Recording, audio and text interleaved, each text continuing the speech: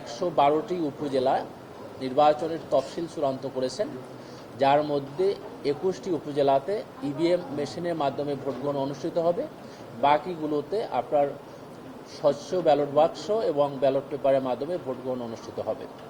এই তৃতীয় ধাপের উপজেলা সময়ে নির্বাচনের তফসিল হচ্ছে: মনোনয়নপত্র দাখিলের শেষ তারিখ 2রা মে বৃহস্পতিবার, মনোনয়নপত্র বাছাই 5 মে 2024 রবিবার, আপিল দায়ের 6 থেকে 8 মে সোম হতে বুধবার, আপিল নিষ্পত্তি 9 থেকে 11 মে বৃহস্পতিবার থেকে শনিবার, প্রার্থিতা প্রত্যাহার 12 মে রবিবার, প্রতীক বরাদ্দ 13 মে সোমবার এবং ভোট গ্রহণ 29 মে 2024 বুধবার সকাল 8টা থেকে বিকেল 4টা পর্যন্ত এবং প্রতীক বরাদ্দ থেকে ভোট গ্রহণের দিনের মধ্যে পরিচালনার সময় হচ্ছে আমাদের এখানে 16 দিন, তা থেকে 48 ঘন্টা মাইনাস হবে, সেই সময় তারা পাবে।